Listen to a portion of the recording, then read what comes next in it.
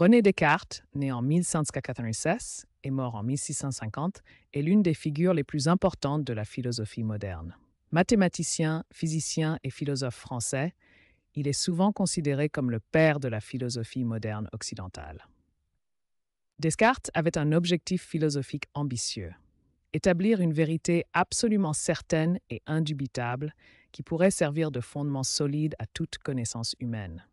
Pour comprendre l'importance de cette démarche, il faut replacer Descartes dans son contexte historique. À son époque, la Renaissance tardive et le début du XVIIe siècle, l'Europe intellectuelle traverse une période de profond scepticisme. Dans ce climat d'incertitude généralisée, les penseurs de l'époque remettent en question tout ce qui était auparavant considéré comme vrai et certain. Les autorités religieuses, les textes anciens, même les perceptions sensorielles sont sujettes au doute. C'est dans ce contexte que Descartes pose la question fondamentale qui guidera toute sa philosophie.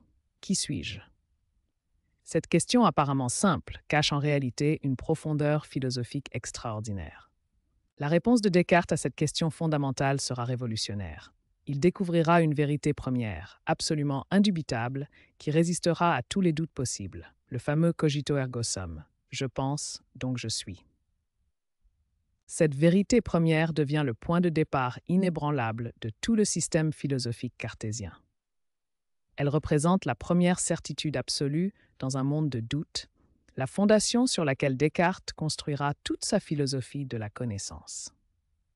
Le doute méthodique de Descartes représente une révolution dans la recherche de la vérité. Il ne s'agit pas d'un scepticisme destructeur, mais d'un instrument rigoureux pour éliminer toutes les opinions incertaines et atteindre une connaissance absolument certaine. Descartes développe le doute méthodique comme un outil philosophique précis. Ce doute n'est pas une fin en soi, mais un moyen systématique de faire table rase de toutes les opinions douteuses pour construire un édifice de connaissances sur des fondements inébranlables. La première étape du doute cartésien concerne nos sens. Descartes observe que nos sens nous trompent parfois. Un bâton plongé dans l'eau paraît brisé. Les tours carrées semblent rondes vues de loin. Si nos sens nous trompent parfois, comment pouvons-nous leur faire confiance absolument? Descartes pousse le doute plus loin avec l'argument du rêve. Dans nos rêves, nous croyons vivre des expériences réelles. Comment distinguer avec certitude l'état de veille du rêve? Cette impossibilité de distinction absolue nous amène à douter de l'existence même du monde extérieur. L'hypothèse du malin génie représente le degré ultime du doute cartésien. Descartes imagine un être tout-puissant qui nous tromperait systématiquement, créant l'illusion de toutes nos perceptions. Même les vérités mathématiques comme 2 plus 2 égale 4 pourraient être des illusions. Ce doute hyperbolique permet de tester la résistance de nos connaissances. Il est crucial de comprendre que le doute méthodique de Descartes n'est pas une fin en soi. C'est un instrument de purification intellectuelle qui élimine les opinions incertaines pour préparer la découverte de vérités absolument certaines. Comme un architecte qui démolit un édifice fragile pour construire sur des fondations solides, Descartes utilise le doute pour établir une philosophie inébranlable. Au cœur de sa méthode du doute méthodique, Descartes se trouve dans une situation philosophique extraordinaire. Il a systématiquement remis en question toutes ses croyances, tous ses savoirs, jusqu'à douter de l'existence même du monde extérieur. Mais c'est précisément dans ce doute le plus radical que Descartes va faire une découverte révolutionnaire. Car même si tout peut être mis en doute, il y a une chose qui résiste à ce doute universel. C'est ainsi que naît le célèbre cogito de Descartes. Pour douter, il faut penser. Et pour penser, il faut exister. Cette chaîne logique mène à la formule immortelle. Je pense, donc je suis. En latin, cogito ergo sum. Cette formule devient le premier principe de la philosophie cartésienne, la première vérité absolument certaine. Mais pourquoi cette proposition est-elle absolument indubitable? La réponse réside dans sa structure logique particulière. Examiner cette vérité, c'est la confirmer. Voici le génie du cogito. L'acte même de douter de sa propre existence constitue une preuve de cette existence. C'est un cercle logique parfait, une vérité qui se renforce par sa propre remise en question. Pour comprendre pleinement le cogito cartésien, nous devons analyser en profondeur la nature de ce je qui pense. Descartes révèle que ce je n'est pas n'importe quelle entité, mais spécifiquement une chose qui pense, ce qu'il nomme en latin res cogitans. La res cogite ou substance pensante est définie par Descartes comme une entité immatérielle dont l'essence même est la pensée. Cette substance n'a pas d'extension spatiale, elle n'occupe pas d'espace physique, mais elle existe par et dans l'acte de penser. Les attributs de cette substance pensante incluent toutes les modalités de la conscience: douter, comprendre, affirmer, nier, vouloir, ne pas vouloir, imaginer et sentir. Chacune de ces activités mentales confirme l'existence du je pensant. Descartes établit une distinction fondamentale entre l'esprit et le corps. Tandis que le je pensant est certain et indubitable, le corps physique reste soumis au doute méthodique. Cette séparation révèle le dualisme cartésien. Cette distinction est cruciale, car elle montre que l'existence du je pensant ne dépend pas du corps physique. Même si je doute de l'existence de mon corps, je ne peux pas douter de l'existence de mon esprit qui doute. La portée du cogito dépasse la simple affirmation d'existence. Il établit la conscience et la subjectivité comme fondement absolu de toute connaissance possible. C'est le point archimédien de la philosophie cartésienne.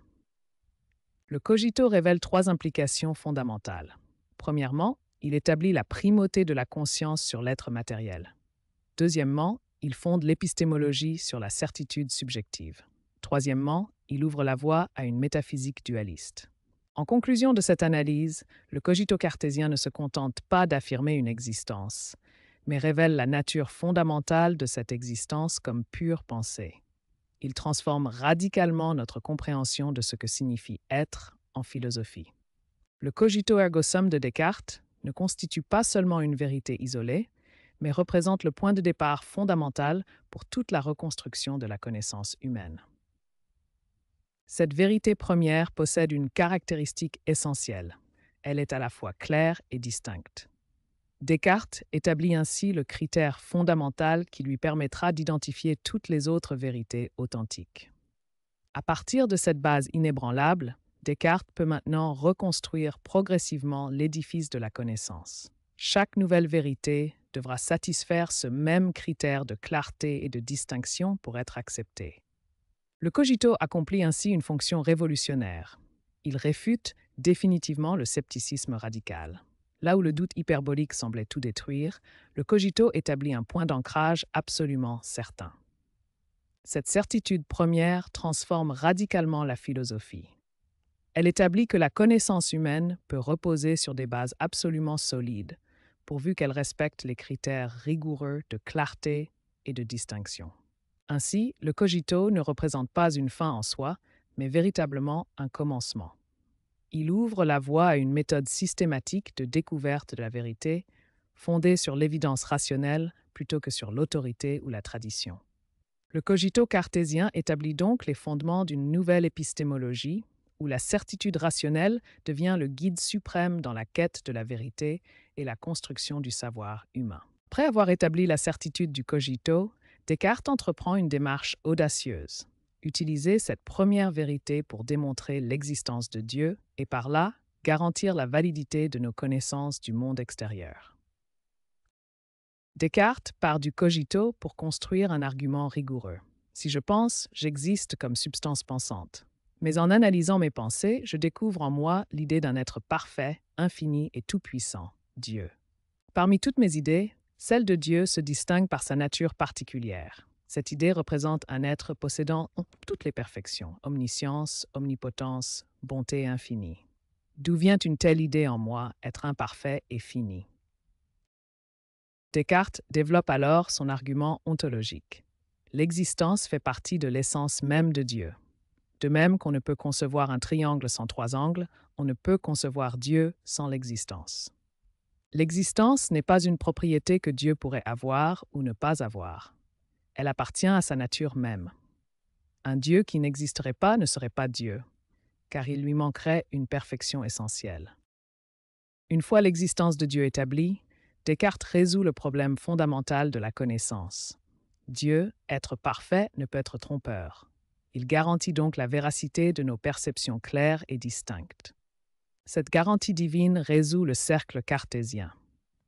Nous pouvons faire confiance à nos facultés de connaissance, car Dieu, qui les a créées, ne nous trompe pas. Nos idées claires et distinctes correspondent à la réalité. Grâce à cette garantie divine, Descartes peut enfin surmonter le doute sur l'existence du monde extérieur. Si Dieu garantit nos perceptions claires et distinctes, alors le monde matériel que nous percevons existe réellement. Ainsi, l'existence de Dieu permet à Descartes de passer du doute radical à la certitude du monde. Le cogito mène à Dieu, et Dieu garantit la réalité du monde extérieur. Cette chaîne de raisonnement constitue le fondement de la métaphysique cartésienne. La conception cartésienne de la vérité repose sur 3 piliers fondamentaux: la clarté et la distinction des idées, la garantie divine et une méthode rigoureuse pour atteindre la certitude. Pour Descartes, une idée est vraie si et seulement si elle est à la fois claire et distincte. La clarté signifie que l'idée se présente à notre esprit de manière évidente et manifeste. La distinction, quant à elle, implique que cette idée se sépare nettement de toutes les autres idées, sans confusion possible. Ces 2 critères ensemble garantissent la vérité de nos connaissances. Prenons l'exemple de l'énoncé mathématique 2 plus 2 égale 4. Cette vérité est claire car elle s'impose immédiatement à notre esprit et distincte car elle ne peut être confondue avec aucune autre proposition. La garantie divine constitue le pont essentiel entre nos idées claires et distinctes et la réalité extérieure. Descartes affirme que Dieu, étant parfait et vérace, ne peut nous tromper. Ainsi, lorsque nous percevons quelque chose de manière claire et distincte, nous pouvons être certains que cela correspond à la réalité, car Dieu garantit cette correspondance par sa nature même. La méthode cartésienne pour atteindre la vérité se compose de 4 étapes fondamentales.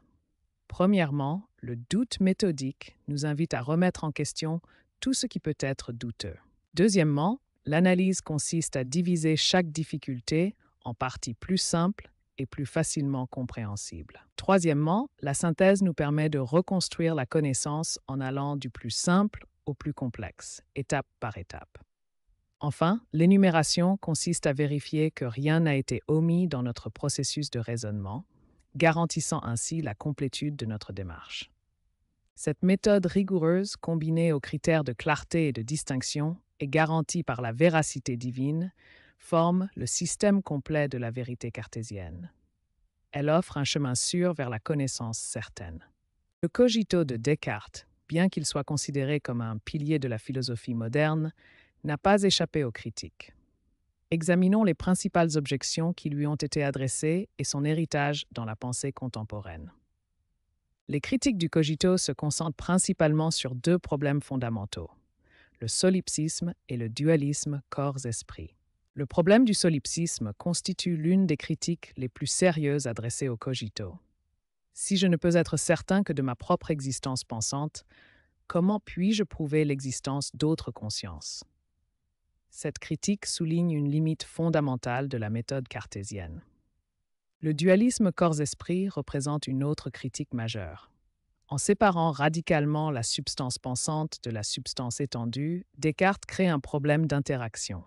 Comment l'esprit immatériel peut-il agir sur le corps matériel? Cette séparation pose des questions fondamentales sur l'unité de l'être humain. Malgré ces critiques, l'héritage du cogito dans la philosophie moderne est considérable.